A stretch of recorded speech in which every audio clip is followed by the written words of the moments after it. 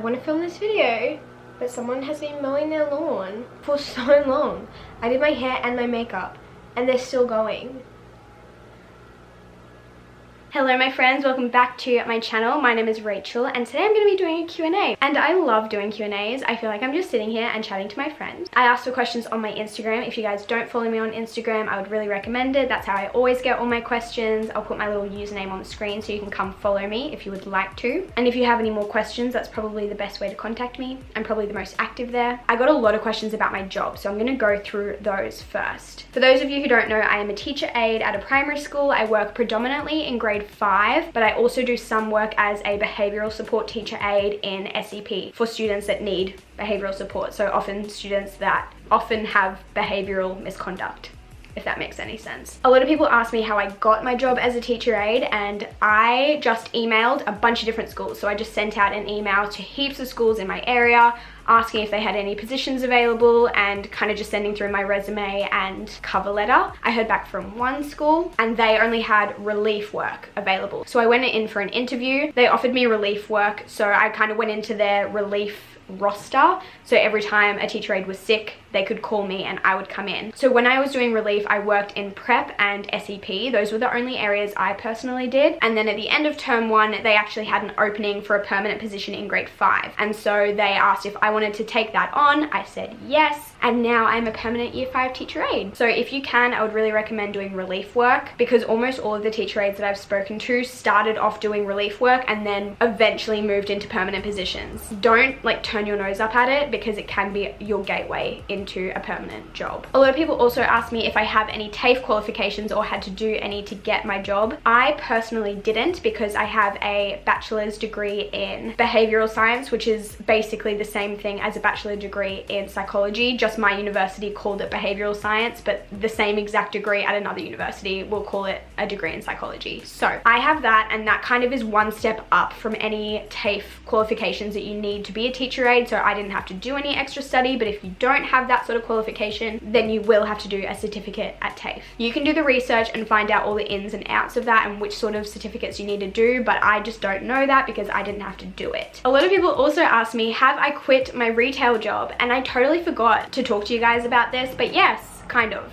Actually, no. So for those of you who don't know, I was working in retail. I actually worked for a total of 7 years in retail. I worked 5 years at a clothing store, and then I worked another 2 years at a different retail store. And I was still working at my retail job when I was starting my relief work at the school. But once they gave me a permanent position, my shifts kind of dwindled down from the retail job because my availability wasn't very good, obviously. And I never actually quit, but they just stopped giving me shifts, and I don't really mind because I'm earning enough money to support myself now, and I would be probably a bit too busy being a teacher aide and working a retail job and doing social media. So I'm kind of glad in the way it worked out. And a lot of my friends from that job also left really soon after me, and I don't think I would have enjoyed the job nearly as much after my friends left. So I'm really glad I got my job when I did, and I'm really glad they got their new jobs when they did. Kind of worked out really well. And I thought it would be fun to tell you guys what I actually did, because some people worked it out and some people didn't, and I thought it was really interesting. But I worked at a fresh produce grocery store, so like a fruit and vegetable shop. Super random. I actually got the job there because there was a girl that I worked with at the clothing store previously, and we became really good friends, and then she moved on and got the job at the fruit and veg shop, and then she got me a job there too, which shout out to Lara. I don't know if she watches my videos. I know she knows that I do YouTube and stuff, but shout out to her for getting me that job because I actually really loved it. She ended up moving on and is like so successful now doing like such awesome stuff. But I stayed there for 2 years. I made some really good friends. I have so much knowledge, like really random knowledge about fruit and veg now. I don't know what to do with it. Like, what do you do with this knowledge, you know? So I was mostly a checkout girl, but in the last like 6 months, I would say, of my job there, I kind of stepped up into like a new role where I would fill shelves and I would pack stuff, and I would do like the behind the scenes stuff as well, which I loved. I love doing the behind the scenes stuff and like prepping the store in the morning at like 5 a.m. That's why I started so early, because when you work with fruit and veg, you have to to like set up everything in the beginning of the day, but then at the end of the day you have to pack everything away into cold rooms and then bring it out every morning, which is such an interesting concept. And it's so interesting working in a fruit and veg shop, and it was so fun. I loved the people that I worked with. It was really chill, really fun. Would definitely recommend if you're at uni or in high school or something and need like a part-time job, go get a job at a fruit and veg shop. Anyway, so yes, I kind of quit there, but not technically, but like I don't work there anymore. I'm gonna answer 2 questions at once. The first one is, how long do you see yourself working in the school? Is it permanent? And the second one is one that I got so much, and it is, would I ever go back to uni and learn to be a teacher and become a teacher? So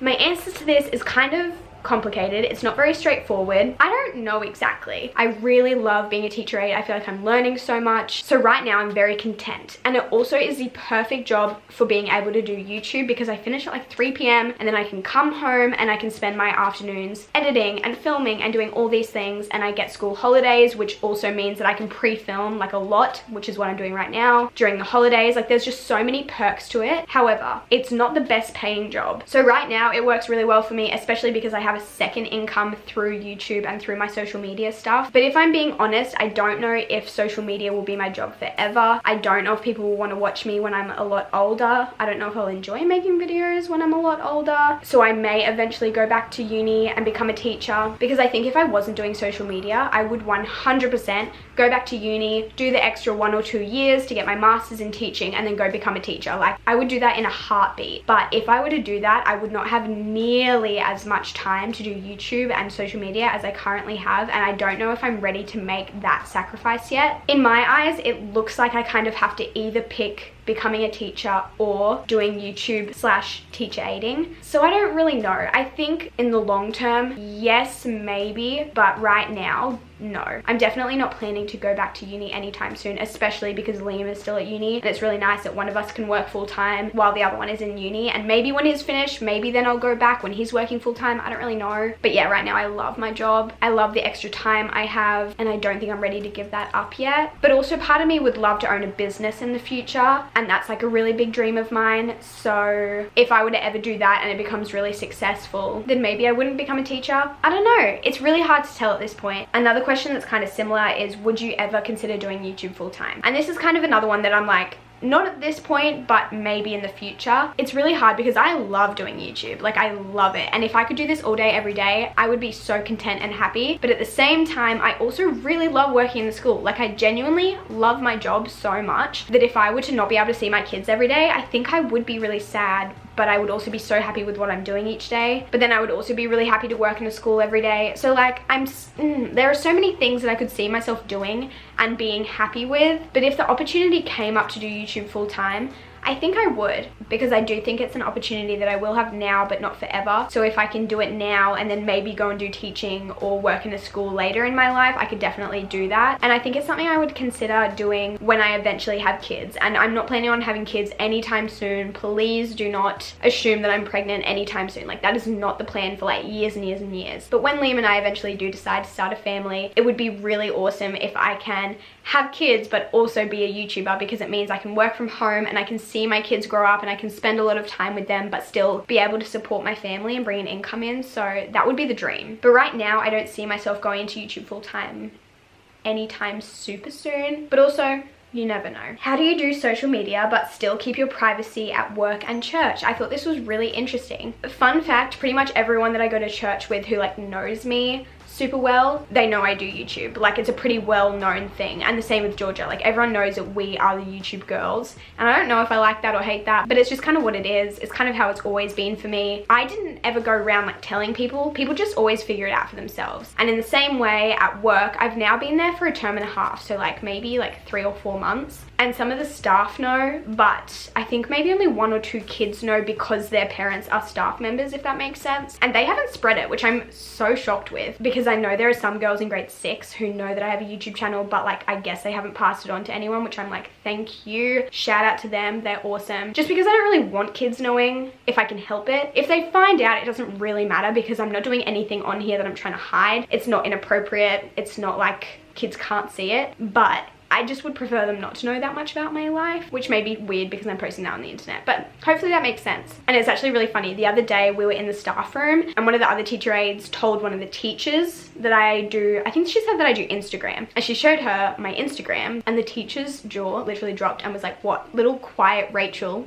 is an Instagrammer? And I was like, kinda. And I always laugh when people figure it out because I think a lot of people don't expect it from me. I'm very quiet at work. I kind of just keep to myself, and a lot of people just don't see me as that. And I guess that's because I don't look like the stereotypical Instagram model, and I'm not mad at that. I'm glad that people kind of don't expect me to be some big influencer. So, but to answer the question, I never try and really hide it, but I also don't go around telling people. If they figure it out, they figure it out, and if they don't, I'm quite happy with that too. Someone asked me, what do you like most about being a teacher aide? And 100% my favorite thing is the kids. I love my kids, especially my behavioral kids, which is really funny because a lot of the staff are like, I don't know how you like dealing with them, because they're really naughty. Like, they're really naughty kids. They're the ones who are constantly like breaking things and fighting people and jumping over fences and all these things, but I just have such a big heart for them and I love them so much. And my favorite thing of all time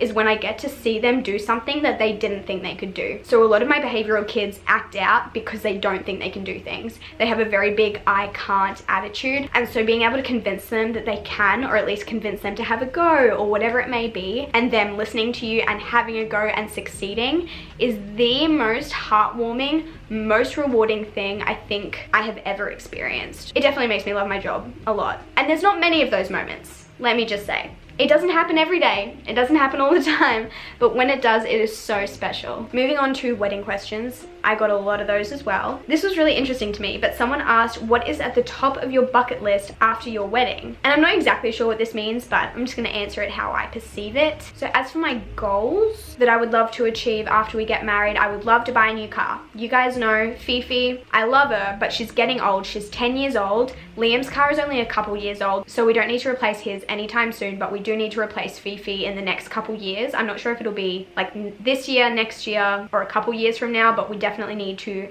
replace her, get a new car. I would also love to travel. Obviously right now that is not really an option. We can't go many places, but one day I'm really excited to do that with Liam because we've not done that together. We don't go on holidays together, we don't sleep at each other's houses, we don't do any of that. So that'll be just such an exciting thing for us to be able to do together, such like a new experience for us. We were originally supposed to have our honeymoon in Bali, and right now at least we won't be able to do that, so we have planned a different honeymoon, but I would love to do Bali with him. And the other two places that we would love to go together that are like our bucket list vacation spots are Greece. I would love to visit Greece, and New York City. I would love to see New York City in person. I think that would just be such a dream come true. And then apart from that, just save for a house. So we're not going to be buying a house anytime soon. We'll definitely be renting for the first few years at least of our marriage, but we already have started saving for a house deposit, but I really don't know when we'll buy because it also depends where Liam gets a job and all of those sort of things. So buying a house is also on that list. Does the idea of moving in with Liam scare you? Not at all. I'm not nervous about it at all. Obviously it will be different, but I don't think that's something to be scared of. A lot of people also asked, will I miss living with Georgia? 100% yes. I genuinely think that is my least favorite thing about getting married, is that I can't live with Georgia anymore, but I'm also going to live with my husband, so like that's really exciting. But yeah, the worst thing about getting married is literally that I can't live with my best friend anymore. I guess we technically could, but Liam and I want to have our own place. I'm really sure Georgia would not want to live with a couple. She does not like the idea of that, so I'm gonna be really sad when I don't get to see her every day. But in saying that, I think once I do move out and we have to organize to see each other, our quality time will go up, because right now when we do see each other, it's just like here and there, between work, between gym, like kind of just in the middle of things, and there's not a lot of times when we genuinely spend time together, or if we do, we have to plan it, so it's basically like you'd plan to hang out with your other friends that you don't live with anyway. But yeah, I think I'll still see her all the time. So many people are also asking if I'm nervous for the wedding night, and no, I am not nervous for the wedding night. And I honestly don't have anything else to say. Like, I don't even know how to elaborate on that, but no. How would you describe your wedding aesthetic in 3 words? I would say simple, clean, and classic. I am going to be doing more wedding videos soon, so you guys will be able to see more of like our theme, and I think it'll be fun to show you guys like my cake and a bunch of little details, so keep your eyes peeled. Of all the things you have planned for your wedding, what are you most excited for? So apart from actually marrying my husband and like being married, like apart from that part of it, about the actual wedding day, I'm really excited to see everything come together, because right now it's like you order your cake from these people and your flowers from these people and your decorations from these people, and like you have to put it all together, and I'm just so excited to see it all come together and like our vision to come to life, because right now you just don't really know what it's going to look like. You just hope it works out, and I'm just so excited for that. And the other thing that I'm really excited about is my dress. I think I get more and more excited about my dress every single day, because I just really love it. Every time I see a picture on Pinterest of a girl wearing a wedding dress, I just get so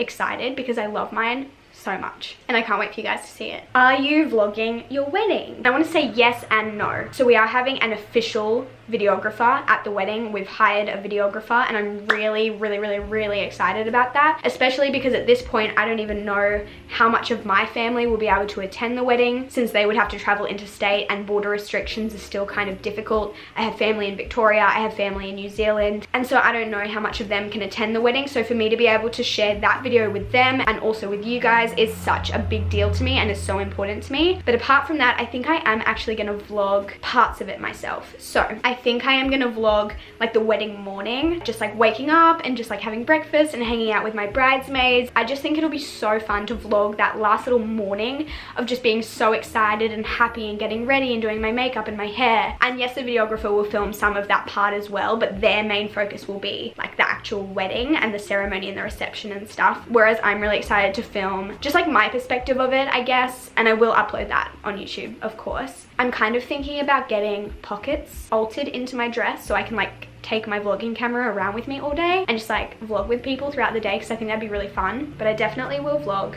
and we also have a videographer. Moving on to just other questions I got that aren't related to work and aren't related to my wedding. Someone asked me how I became friends with Beck. I don't know if I've ever answered this. I feel like I would have, but I can't remember answering it on a video somewhere. Basically, we actually went to school together. She was in the grade above us, so we knew of each other, but we didn't really know each other. So I think she was like in grade 9 when I was in grade 8, but then I think she ended up moving schools in grade 10 or 9. She ended up moving schools, so we like still followed each other on Instagram and stuff, but we weren't like close. And then after Georgia and I graduated high school, so she had already been graduated for a year, she reached out to us and was like, hey, do you guys want to just like go grab breakfast one time? I'd love to make some new friends, basically is what she said. And for some reason, I don't even know why, we were like, yeah, sure thing. And we went, and we've literally been hanging out ever since. So we have become closer and closer over the years, but I would say we've only been best friends for the last like 2 years maybe. But she's like one of my favorite people in the whole wide world. Like, she's so joyful and so like determined and hardworking, and I think she's just such a great person to have in my life. Like, she just makes me so excited and so happy. Love you, Beck. And the last question that I'm going to answer is, what are some things that you're thankful for that have happened this year? And I thought this was such a nice question, because I feel like 2020 has been such a crazy roller coaster of a ride for everyone involved. We've had bushfires, pandemics, border closures, so much stuff has happened, and I don't want to disregard anything that has happened, because obviously people have been really impacted by a lot of things, and I don't want to undermine people's pain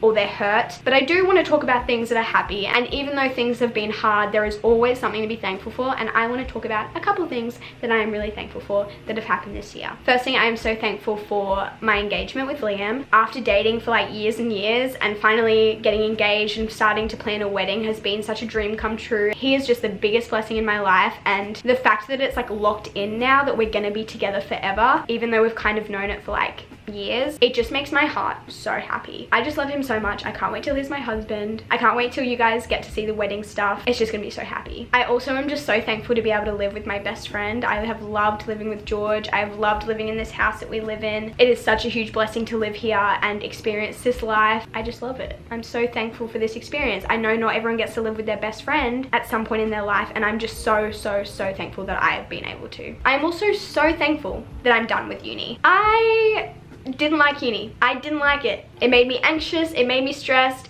I didn't enjoy it. I love post-grad life. I know it's different for everyone. Some people love high school. Some people hate high school. Some people love uni. Some people hate uni. For me, I am so glad to be done with that. I just want to say that if you hate uni, if you don't enjoy it, but you know it's where you need to be right now, stick it out, because life is so much better and it will not last forever, and your stress and your anxiety will not last forever, and you will get to go into your life and finally have the freedom of being able to use your time how you'd like to, be able to get a job that you love, be able to do whatever you want. So please do not think that your life will stay the same as it is right now if you are not enjoying it. No matter where you are, everything is a season, and if you don't like it, either change it or stick it out until you need to, and then change it and do whatever you want to do, and do something that you love and something that makes you happy, because I am just so full of joy not being in uni anymore, and I just cannot be more thankful for postgrad life. That's basically the summary of it. And the last thing I'm so thankful for is my new job. I've already talked about it. I love it so much. I am so thankful to just have a Monday to Friday job where I work the same hours every day. That has been a dream of mine for years. It's how my body thrives, it's how my mind thrives. I have a constant sleep schedule. This stuff doesn't exist when you're in uni. At least it wasn't in my experience. Some days I'd be waking up at 4 to go scrub floors at the fruit shop at 5 a.m. and then go to class. And some days I would be at home sitting in front of my computer all day, and I just don't like inconsistency. And to be able to have a job where I can just go and it's the same every day, but it's not the same every day, like it's not boring because there's something happening every day, but you also go to the same place every day for the same amount of hours and do the same thing and have the same responsibility. I am just so grateful.